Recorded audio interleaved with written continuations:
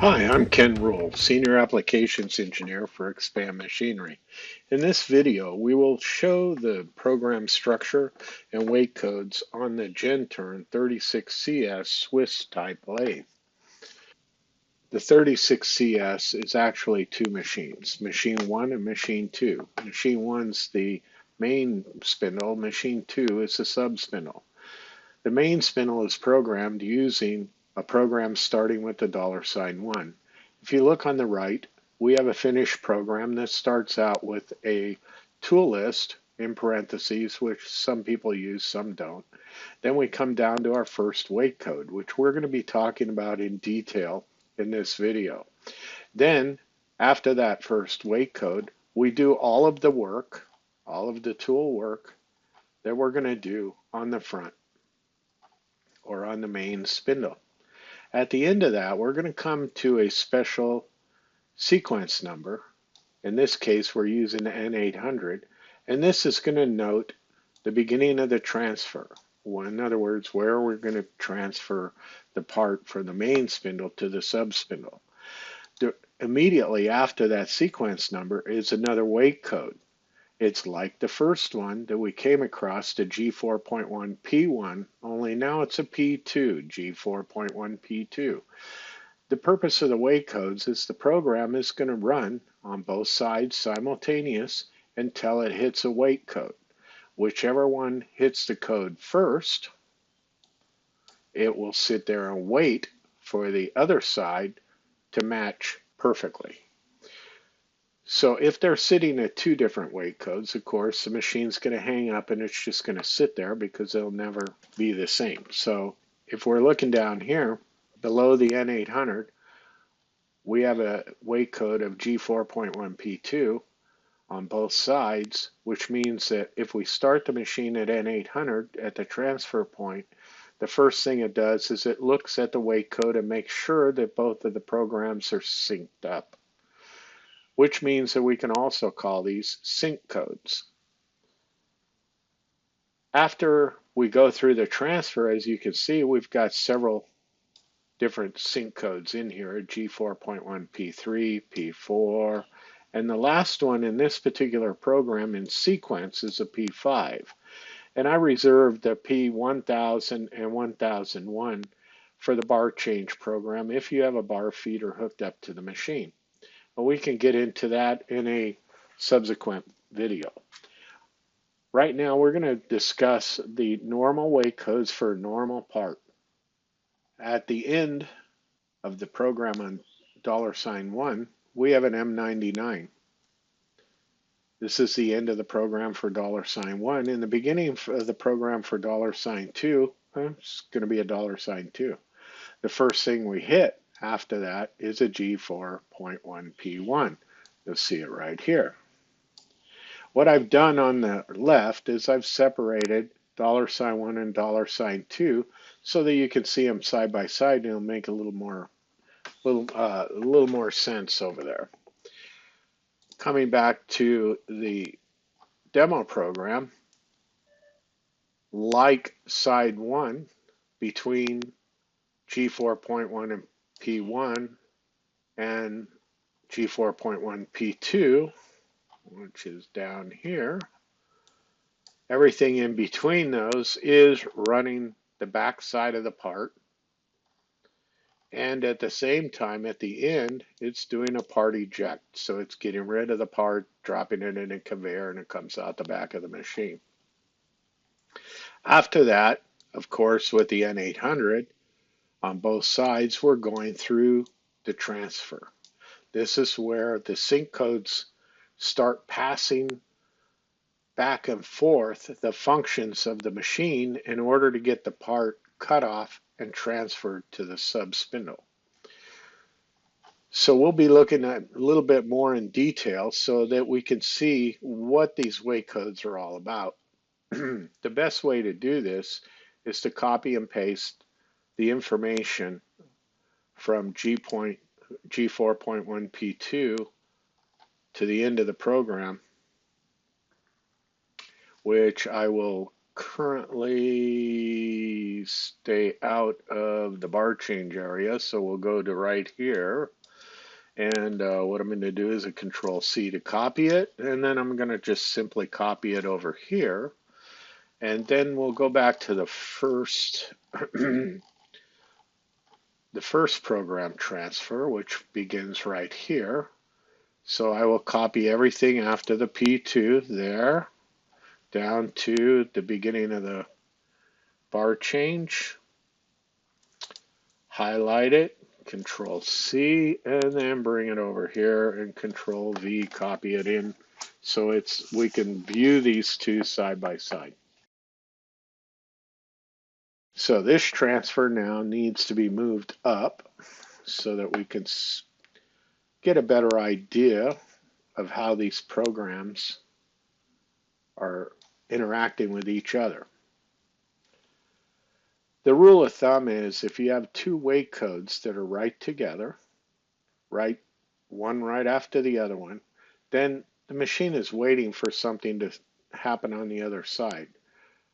Just like we have right here with G04.1 P3 and G04.1 P4 are right next to each other, and in between I put a comment that is actually telling us what's happening on side 2. So this helps when we're troubleshooting a program, we're looking back and forth and we want to see what's going on. We can look at this saying P3, between P3 and P4 sync codes, we're waiting for the sub to grab the part and synchronize. So if we look at those codes, G4.1 P3 is right here, and if we look at everything between P3 and P4, if you look at this code, it's actually where it's going up and grabbing the part and synchronizing. So tool 30 we use as the face of the collet on the sub side, and we're telling it to bring the face of the collet 200 thousandths away from the face of the material. Then we're going on to the material at a feed rate. We're going on 950 thousandths. Then we do an air blow. Then we close the chuck at that point. Now this is closing the sub collet chuck on the material.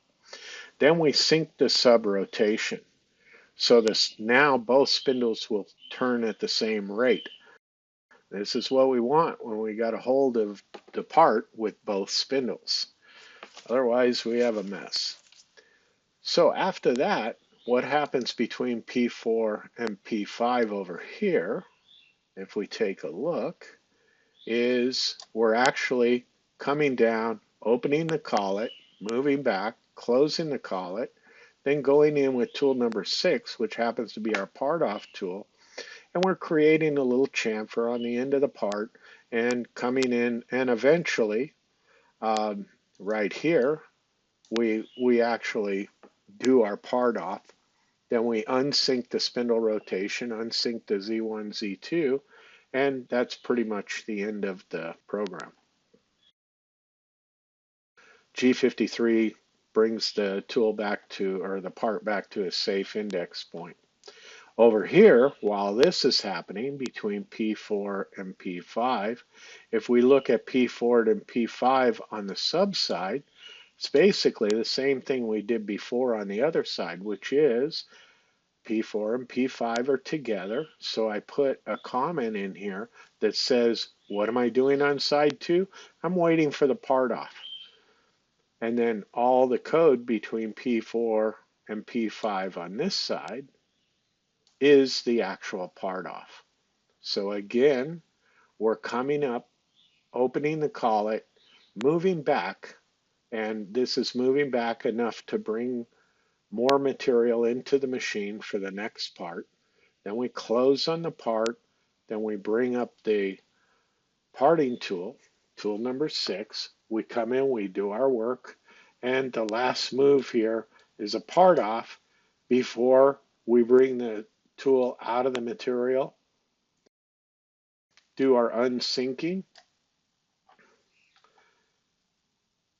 and bring the part back to a safe index point. That's all happening between P4 and 5 with the sync command the subspindle has become a slave and is waiting between P4 and P5 for the work to be done on the main spindle. Then after that, we do on the sub side, we unsync the spindles. We do a little check to make sure that the part off actually took place. We go back to a safe index point, turn the spindle off, and of course M99 in both cases is the end of the program. So the synchronization codes allow us to jump back and forth between the programs or do things simultaneously. Again, in the beginning of the program, on both sides, between P1 and P2, we are doing all of the work. And we're doing basically the same thing over here. So this could be turning, facing, drilling, whatever the case is. We get it all done on side 1 and we hit 4.1 P2. In this case, on the sub side, it's going to be turning, facing, drilling, threading, whatever we're doing on the part, and then it's going to reach G04.1 P2 and stop. Typically, $2 will reach it quicker, which means we're probably going to be waiting here, and it's going to be looking for the same exact code on the other side. Once it reaches that, then it starts your transfer, which is going over, grabbing the part, opening up, dropping back, clamping on the part again, parting off, and going home. This is a complete cycle. One of the tools I use to help me keep the sync codes straightened out is a spreadsheet that's laid out similar to this, where I have a column for $1 and a column for $2. I lay out my sync codes, at least for the basic program like we just covered, and then I fill in between this sync codes what's going to take place. So my way of going about this is when I put a comment in between the sync codes without parentheses, then it means to me NC code in there. I'm going to have some kind of NC code in there. If I have the comment in parentheses, that means that nothing is taking place between those two sync codes on that side, but it's telling me what's happening on the other side. So between 1 and 2 on both of these sides of this program, we're going to be doing all of our work. So in this particular case, it's going to be complete operations. So that's going to be complete the operations on this side and also on this side.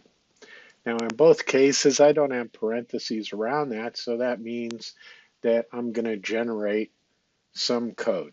In this case, probably quite a bit, because it's going to be the facing, drilling, tapping, whatever we're going to do with the part. On the second set of sync codes, between 2 and 3, we start our transfer. So in this particular case, on side 1, this is also going to generate code which is going to do what I call present the part. So present part to sub. So this is going to stick the part out there so that the sub spindle can come up and pick it up. So on side 2, between 2 and 3, we simply wait. So because we're waiting, I'm going to put this in parentheses. And I'm going to go wait for main to present part.